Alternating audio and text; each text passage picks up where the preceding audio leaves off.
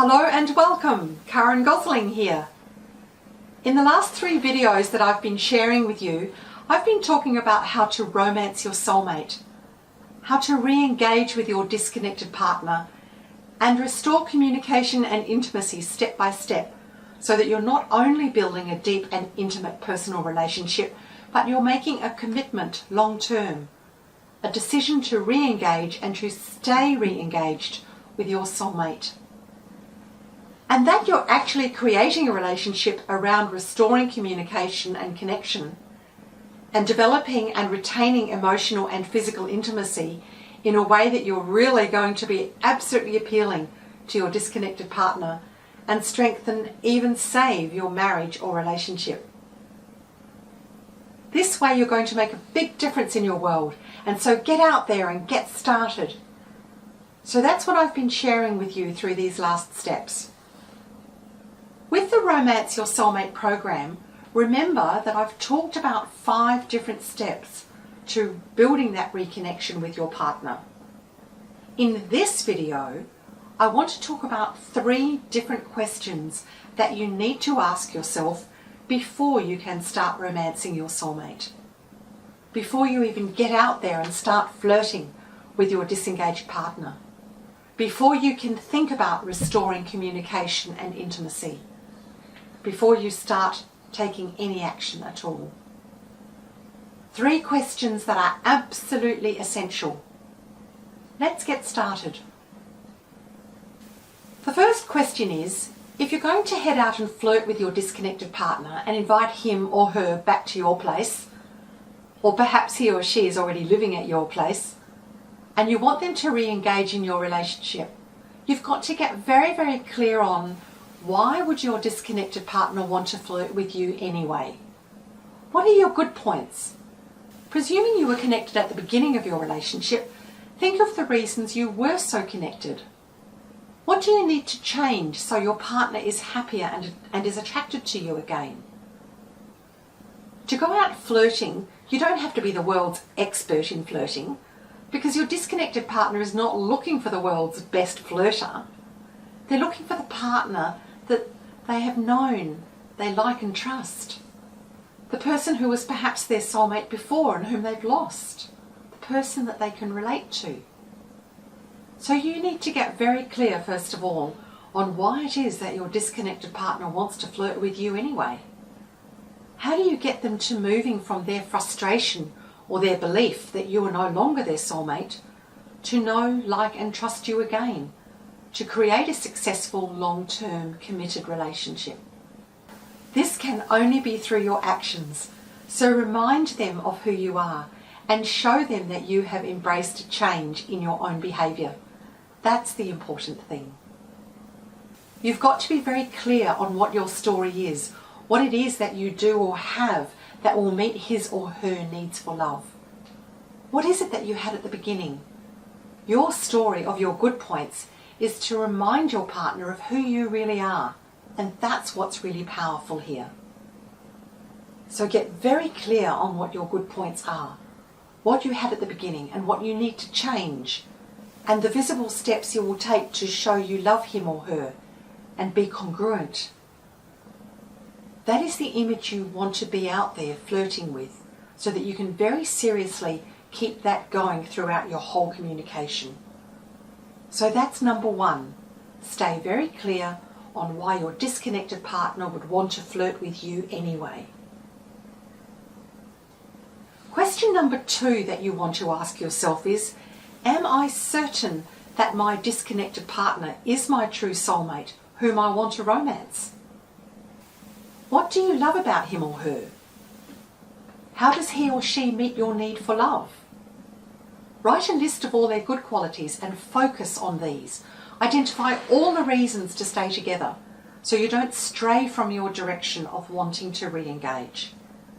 However, if during this exercise you discover that your disconnected partner is not your true soulmate, now might be the time to end the relationship and spend no more energy on it.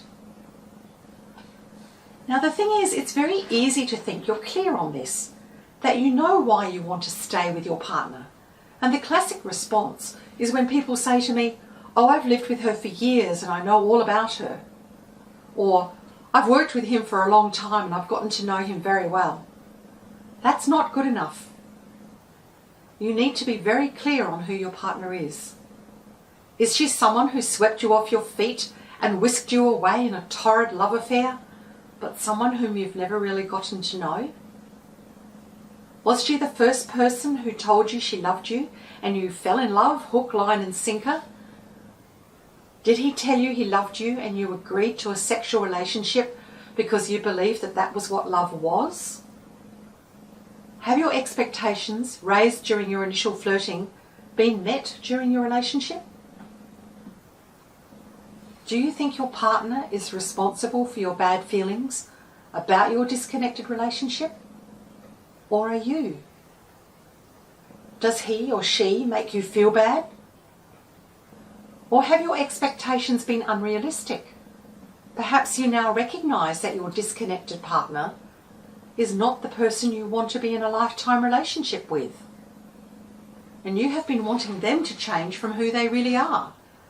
And your unmet expectations have caused you to be resentful and disconnected. So you need to be really clear on who you want to romance and whether he or she can meet your expectations, or whether you need to review your own expectations to reduce any stress or dysfunction in your relationship. This is something that is key to all my programs. I have a special system that is called "You Make Me Feel So Bad," where I help you be able to define exactly what your expectations of your partner are. This is so that you can make sure that all your messages, your spoken and your unspoken communication, are appealing to your partner and not lost because he or she sees them as unreasonable. So what you need to be very clear on before you go out there flirting and romancing your partner again is the question, is this person really my soulmate? How can I be certain? When you're out flirting, you'll have an idea of what kinds of things would attract you to your soulmate and how you want to feel. Perhaps you might find during flirting that your partner can never meet your expectations and you may choose to discontinue the relationship. That's okay, because it means that you have gained clarity about your own needs for love and whom you may want to help you fulfill them. In my programs, I also help people make no-lose decisions where they may have two options they wish to consider. You don't want to invite the wrong soulmate back to your place if you believe he or she cannot meet your expectations, which you have determined are reasonable. You can end up wasting a lot of time. Hence the importance of question number 2. Question number 3, and this is very powerful to help you rebuild your disconnected relationship, is who do you know that can act as Cupid? Do you have family members, friends, a cousin perhaps, doctor, priest, counsellor, or online mentor who may be able to intercede for you and approach your soulmate if you are unsure how to start? Do you need the help of someone who can make that first approach or break the ice with your soulmate when you're disconnected? If you're ready to reconnect with your disconnected partner, then rebuilding it with the help of Cupid, who knows both parties, or professionals in human wellness who can teach you specific skills in relationship building, can link you up quickly, save you time, and provide an objective alternate way of looking at the problem issues.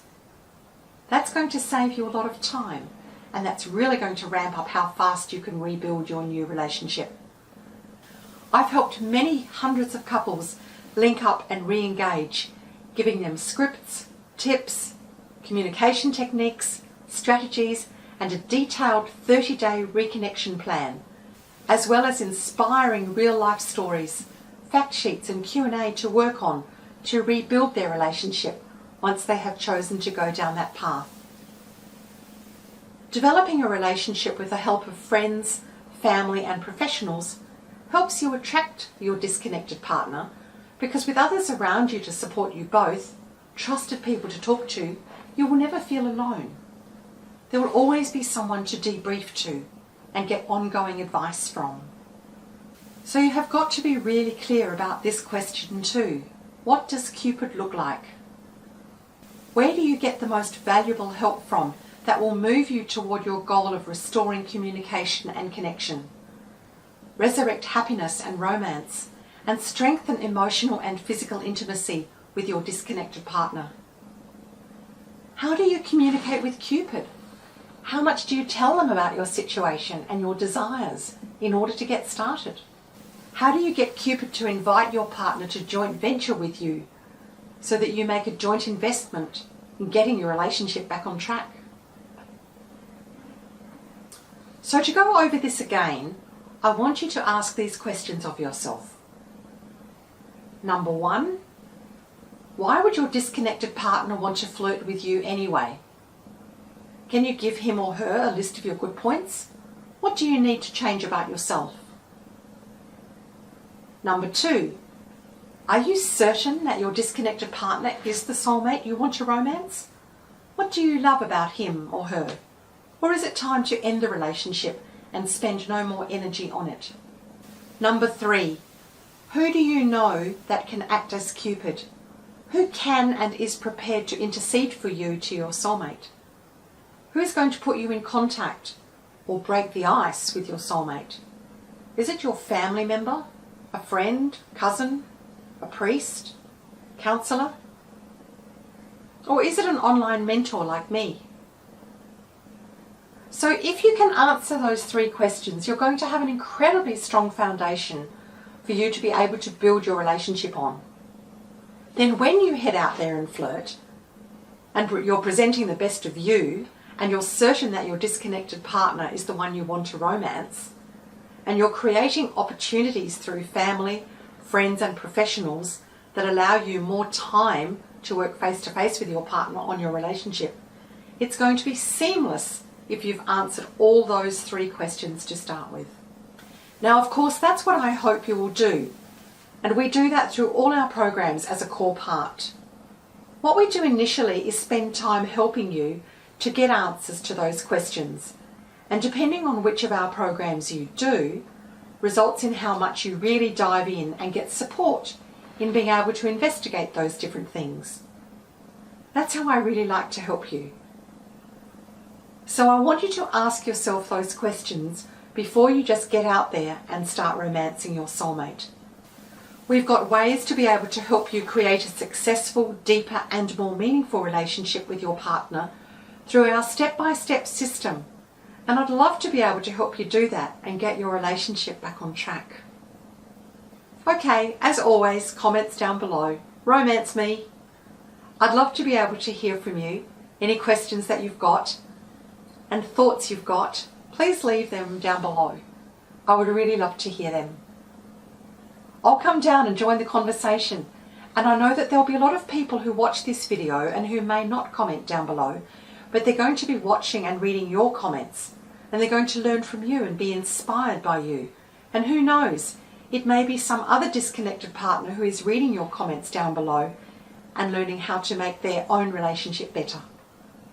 Bye.